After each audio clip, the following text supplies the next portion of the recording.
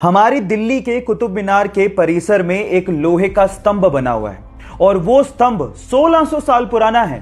बावजूद इसके आज तक भी उस पर जंग नहीं लगी है। इस वजह से वैज्ञानिकों के लिए वो किसी अजूबे से कम नहीं है। एक्चुअली इसे 1600 साल पहले चंद्रगुप्त मौर्य की याद में उनके पुत्र कुमार गुप्त ने बनवाया था।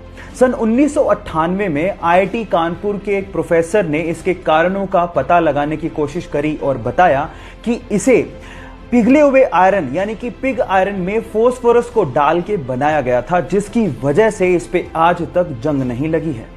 अब इससे पता लगता है कि प्राचीन काल में भी भारत के पास धातु विज्ञान की बहुत ज्यादा समझ थी। क्या इसके पहले तक के फैक्ट आप जानते थे? और अगर नहीं जानते थे तो चैट सेक्शन में लिखना मत भूलिएगा। एक छोटा सा बच्चा मार्वल सुपर हीरोज का फैन था, लेकिन उसके साथ प्रॉब्लम यह थी कि उसका एक कान खराब था, उसे अच्छे से सुनाई नहीं देता था। तो डॉक्टर्स ने उसे हीयरिंग एड यानी कि सुनने की मशीन पहनने को कहा, लेकिन उस बच्चे ने मना कर दिया। जब कारण पूछा तो उसने कहा कि सुपर हीरोज हीयरिंग एड नहीं पहनते, कूल नहीं लगता, इसलिए मैं भी नहीं पहनूंगा। जब ये बात मार्वल को पता लगी तो स्पेशली उस बच्चे के लिए मार्वल ने एक ऐसा सुपर हीरो डिजाइन किया जिसका खुद का भी कान खराब था और वो हीयरिंग एड पहनता था। जब वो फेमस हुआ तो फिर उस लड़के ने भी शौक से हीयरिंग एड पहनना शुरू कर दिया। देखिए, बाकी चीजों का तो मुझे नहीं पता, लेकिन ये सोच मार्वल की सुपर हीरो जैसी जरूर है। आपका इसके बारे में क्या ख्याल है? चैट सेक्शन में लिखना मत भूलिएगा।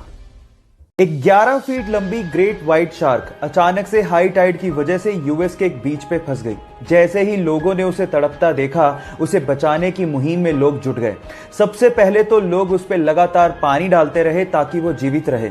इसके बाद उसको वापस समुद्र में पहुंचाने के लिए उन्होंने रेत का एक चैनल बनाया और उसके बाद उसे खींचते हुए समुद्र तक पहुंचा दिया। आप लोग याद रखिए गाइस कि ये धरती सिर्फ इंसानों की नहीं है, इन जीवों की भी है और उन्हें बचाने की मुहिम और ऐसा समन्वय हमें बनाए रखना पड़ेगा, तभी हमारा अस्तित्व बचा रह सकता है। आपका इसके बारे में क्या कहना है? चैट सेक्शन में लिखना मत भूलिएगा। कोरोना के इलाज को लेके भारत में यानी कि हमारे देश में एक बहुत बड़ी खबर आ रही है। जी हाँ गाइस, 15 अगस्त तक कोरोना की वैक्सीन आने की संभावना बन रही है। जी हाँ, उस वैक्सीन का नाम है कोवैक्सीन, जिसे भारत बायोटेक लिमिटेड ने आईसीएमआर के साथ मिलकर बनाया है। और एक्चुअली वो पहली ऐसी इंडिजिनस कोविड-19 वैक्सीन है जिसे भारत सरकार ने ह्यूमन ट्रायल के लिए परमिशन दी है। मुझे उम्मीद है कि हम लोग बहुत जल्दी कोरोना से छुटकारा पाके खुली हवा में सांस ले पाएंगे। आपका इसके बारे में क्या ख्याल है? चैट सेक्शन में लिखना मत भूलिएगा। किसी देश के फौजी को तब कितना गर्व महसूस होता होगा जब उस देश का प्रधानमंत्री उसके कंधे पर हाथ रख के बोले कि मुझे तुम पे गर्व है, मुझे तुम पे गर्व है, इस देश को तुम पे गर्व है, तुमसे ज्यादा मुझे तुम्हारी मां पर गर्व है जिसने तुम्हें पैदा किया। तुम्हारा हौसला इन पहाड़ों से भी ऊंचा है, तुम्हारे इरादे इन चट्टानों से भी मजबूत हैं। इन लाइनों को सुनने के बाद तो किसी का भी सीना फक्र से चौड़ा हो जाएगा। एक लीडर वही है कि जब उसकी जरूरत हो वो वहां पे मौजूद हो, और हमारे देश के प्रधानमंत्री ने लेह लद्दाख जाके ऐसा ही कुछ किया।